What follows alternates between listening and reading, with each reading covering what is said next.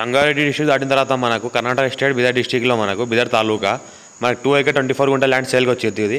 ఇది మన NH65 Mumbai highway నుంచి జస్ట్ ఒక 1 kilometer డిస్టెన్స్లోనే ఉంటుంది.